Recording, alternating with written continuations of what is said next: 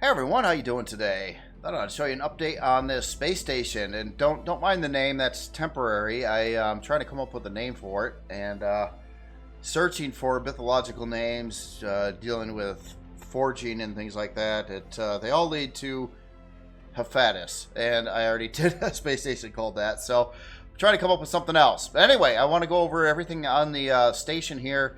Right now, I currently have it like fully equipped with everything, pretty much, except for extra generators. But I've been working on this a lot. I know in last video I said I had maybe about 6 hours left on it. That turned out to be false. There's a lot of busy work and other things to get done on this station here. So I think I got most of it out of the way right now. I still have to do info LCDs and power management, like P menu options and things like that. But obviously the hangar is pretty much the exact same as it was before. I did add some arrows down on the floors so you can kind of see that, you know, you go up or down. But I did modify the blocks a little bit around the openings there. So other areas that I did address, the production floor. This actually was a fair amount of time put into this. I kind of rebuilt a lot of it in here. I kept some of it, but I wanted to make displays for all the equipment and things like that, and get in everything else under the sun, basically. So in here now, it does have 4 furnaces. It does have 6 advanced constructors. There's like a set of 2, has 8 small constructors. There's like 2 bays over here. There's like a bay here for like say you're using this in co-op or something like that. You could have, you know, one person, this is their rig over here, and then you got another one right on the side over on this side. So that's kind of set up that way. You have more, you have 2 universal constructors and 2 deconstructors in here as well. The other advanced constructors are on the ends over here, so that brings it those up to 6. You do have ATM, armor, or your repair bay, weapon and armor locker. Has a medical bay over here. My LCD old school sign here is not working out very well, though, with the layout here, as you can tell. So that's another little thing I have to try to figure out what I'm going to do about that one. It's not a big deal there. You got a lot of boxes, too. So here's a 10-pack of boxes over here, and then down this corridor, running around the side here, you got another 8 on that area. I decided to put the core room down here instead of up in the farm area like I originally thought of doing. So I reutilized this room, which used to hold solar capacitors and oxygen tanks, and now it's actually holding a whole Core 9 setup. Plus there's more room up here for, I don't know, more fuel tanks or more CPU core blocks, but I really don't think you'll ever need them. In fact, Core 9's more than I think you'd ever need as well, but I wanted to make sure I had slots for them all, so that's kind of what I was doing here. Alright, so that is the lower floor pretty much. As in the storage, it's got a little bit different setup on storage. I named these with letters and numbers this time. If we take a look at the logistics menu here, you'll see that you got Group A, which has 8 640s, and then Group B, which has 8 640s, and then Group C, which has 9 640s. So that brings it up to 25 640K bays in here, stock. Obviously, you label them how you want to label them. You'd probably want to input and output, and maybe a furnace in or deconstructor in. But there's stuff everywhere. There's all kinds of controller bays. You could have like I don't know, you figure out how you want to do it. I'm not even sure how I want to do it, and that's why I haven't done it really. So that's kind of how this floor is set up. I did rig this up with a light sensor in here, or a sensor. The sensor also controls all the LCDs, so they will turn off as well, because they do use 1 watt apiece being on. So if you're not down here, the LCDs won't be on either, which is a little bit of a power management thing. Alright, so let's go to one of the side rooms now. So it has 2 side rooms just on the upper side. There's a right and a left. And these now are responsible for holding the solar capacitors and the bulk of the oxygen tanks. Well, each side has, God, what did I put in here? Like 11 solar capacitors. So there's 22 of those in here right now. And then it does have some oxygen tanks as well. It still has this lower area, which can hold a advanced generator. Actually, up to 4 of those. There's 2 per side here. So I don't know if you'd ever need it. And if you didn't, by all means, blow away these blocks. They're just some carbon blocks there, and stick in whatever you want there. You know, fuel tanks, oxygen tanks. I don't know, whatever. I did look at some of the comments, and comments suggested to have like some kind of secret bay or something like that. And I was thinking about that. It's just then I would want to trick it out more, but I can't because it's all full of cargo extensions. Basically, most of the walls and the floors of those rooms are all that kind of thing, and even in this room, it's the same thing. And it's like I really can't paint it right or do much with that, so I kind of just left it, you know, pretty normal looking, I guess you could say. So obviously it's a kind of a mirror on this side of everything. So and then last, get up to the farming section here, and the farming section got revised heavily. So I've been working on this. I kept it pretty much open. Now, one thing I was considering while building this is a zero gravity station. So you're going to be using your jetpack to get around everywhere, and I didn't want lots of things to obstruct your path when you're flying around. So it's pretty open in here. I did replace all the grow plots with filler blocks and stuff like that. To turn on the grow lights, these machines here will do that.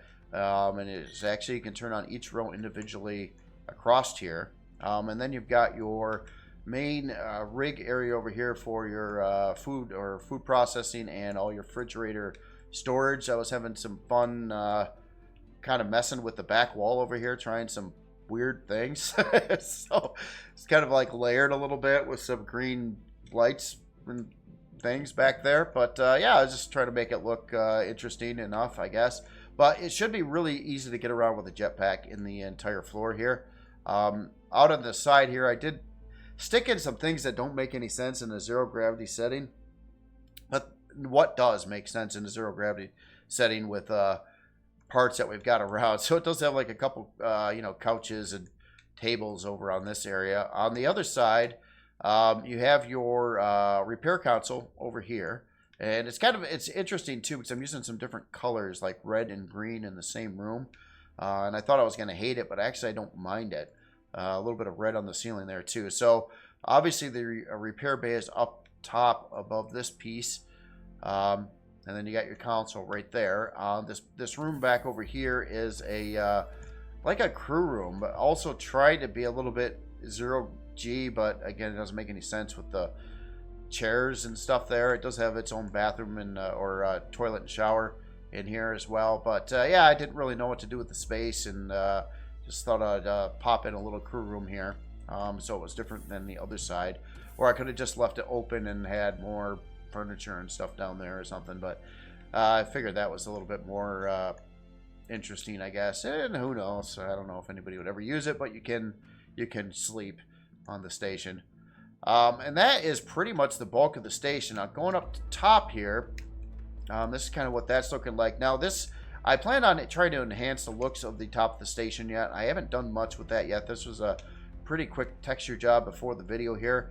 This is what the actual repair bay area would look like. Pretty straightforward. Should be fairly visible flying in. And then you got a door to get down into the repair console right below here. You can kind of see how that works. And that is about it on the station. Now, a couple things I was messing with here. If you notice, it's not there's a couple LCDs going across the edge here. Fortunately, they're not quite long enough to stretch the entire span with 2 LCDs, and that was kind of my goal. I kind of wanted to make a big LCD, like a red ring around the thing, but it's kind of nightmarish, and I'm not sure if I really want to go through with that anymore or not. It's yeah, I don't know. It's not doing much. At least maybe my line's too thin. But I would need to put in, geez, probably 1, 2, 3, 4, 5, 6, 7, 8, 9, 10. Plus, to make these corners work right, they would need 3 apiece. So 1, 2, 3, 4. So another 14 LCDs up there to make that angled red line going around the top of the station work, which kind of bothers me too, especially if they're on. And then I would have to put a sensor on there, so I don't know if it's worthwhile to do it. It's not really adding much visuals at this time, but I could certainly improve on some texturing in the top area of the station too, and try to get that going better. One other thing, I did experiment a little bit, and I think I might be able to show you. Let me get into the here. I'll get the HUD on, and I'll do some redos of all things. And what this is going to do, I kind of was messing with this before the video, and I kind of realigned the solar panels to kind of a mock-up. Now, obviously, there'd be poles on these back ones that would come down. In fact, if I do a little bit more redoing, it probably will draw those in. Yeah. So this is an alternative setup for solar panels, and I looked at it, and I didn't like it at all either. I just basically, this is kind of like putting it so they're symmetrically placed on like the corners. I'd have to modify the block work on the corners a little bit, but it would hold like one set up higher and another set down below, and obviously the blocks here would change too, so it looks appropriate. But I didn't like the whole setup, actually. I thought that looked strange, even stranger than what I had there previously. So I just wanted to show you what that looked like. I did again mess with it. It's just not really doing it for me either. So no solar panel arrangement is really doing it for me. So I did add Wi-Fi to the station as well. It does have 4 Wi-Fis currently. There's one on the front over here, same thing on the back side, and then there's Wi-Fi on the tips of both of these module bays. So that's kind of where the Wi-Fi is. I don't know if I'm gonna need, I don't think I would need anything on the inside closer. The only thing I was thinking about is maybe putting another one up top somewhere. Maybe I could dump one in the room here and somewhere on the ceiling back over in this general area. That is a possibility. In fact, oh yeah, this LCD is actually doing the green lights inside of here, which it's got like bookshelves and then green lights and then some weird tech wall stuff back there. Yep, that's what I do. That's how I blow away a lot of time, messing with things like that. When I say it's gonna, oh, I only got 6 hours left on this, and like 12 hours later, I'm like, oh yeah, check out my LCD thing. So that's kind of where I'm at. So another aspect too, obviously I have this thing fully loaded with everything right now, all Core 9 set up, all the equipment, all the turbines are in it, everything. And CPU wise, it doesn't use it all at a Core 9. Now I got to figure out how I want to release this, and honestly, everything's on the table. It could be a Core 1. I could put this out as a Core 1. I could make this work easily as a Core 1. It wouldn't have very much production equipment stock at Core 1, but it's a lot cheaper. And obviously without all the extra cores in there and everything like that. So it's mostly basic resources at Core 1, and then I would remove a lot of parts from it, constructors, deconstructors, turbines, repair bay, anything that's more expensive basically. Or I could release it as a like a Core 3 as well, add a couple basic CPU cores to it. I'm curious on your guys' opinion on how I should release it, because you know it can really come in any setup. It's the way CPU works with storage. Basically it doesn't use CPU for storage, so it's really, it can be dialed in to be any CPU really. It's just really hard to bring it up to use enough for Core 9. Now if you did add some generators in here, that could be a reason for it, but again, I don't know if you'll ever need them. I guess it depends how the repair bay works. Also, every solar capacitor is CPU, so they're not free either. So all these guys here, let's see if I got some in my inventory somewhere. Probably do, yeah, right here. So each one of these use 2500 CPU. So I got 22 of them in the station right now. Obviously, I could put in a lot more. But I figured, you know, having a good number of those would be a great thing for a kind of a solar turbine-based station here. I gave up with the windmill idea. That's not going to work. I was brought up in past comments too that they won't be allowed to work. So I didn't even try geothermal because I'm pretty sure that's not going to work either. So I was just kind of curious, you know, if you had a land base, you could have the solar, you could have the turbines, you could have wind, and you could have geothermal. And I think maybe all working at the same time. So if it was a land base, I think that would be your place for the most amount of possible residual power you could get in the game. Running like 4 different kinds of things to collect power on it. But this is a space station, so it's pretty much turbines and solar panels, which is still pretty good. Now, even with all the equipment on, all the parts on, I don't have like this turned off. The only thing that's not on currently is the teleporter, which is on a sensor. But even at that, it's negative 5.03 kilowatts. Now, granted, it's not doing any production, so as soon as you start producing stuff, the numbers are going to change here a lot. So that's a big thing. But all of them are on. Everything's on in the station except for some lights and some LCDs and the teleporter. Even the repair bay is on all the time right now. So I will set up some P menu controls for power management and things like that on the station, and try to get that in.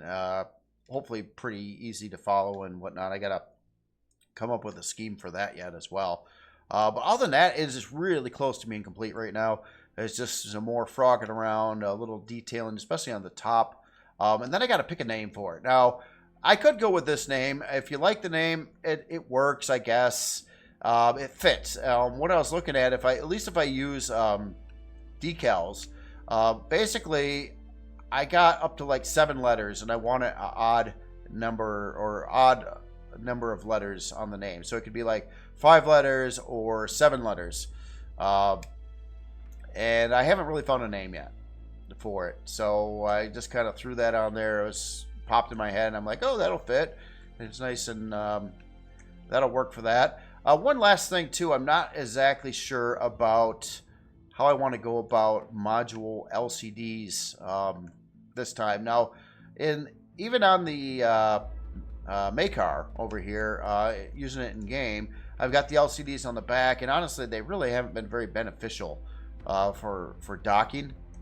In this case, I've got half blocks up here, and I can't put LCDs on the bottom side because that would interfere with docking, and I can't really put them on the top side because they're not full blocks. I could make that work, though. I could take the center section and kind of raise them up to full block level across here and put in all the docking LCDs. So that is a possibility, but I did kind of want to highlight, obviously, you're targeting this piece right here with when you're flying in a module, or that decal there right now. So I don't know if I just want to keep it like that or put in the full set of docking LCDs like I have on other creations, just to show you, like on this one here, what that actually looks like. Get some fuel in here. So it'd be something like that, but to be honest, it really hasn't helped docking much. Oh, and they disappear before I get there. Well, that's weird. Why is it doing that? Oh. Well, anyway, you get the general idea. Same type of thing that was on all the Helios creations and things like that.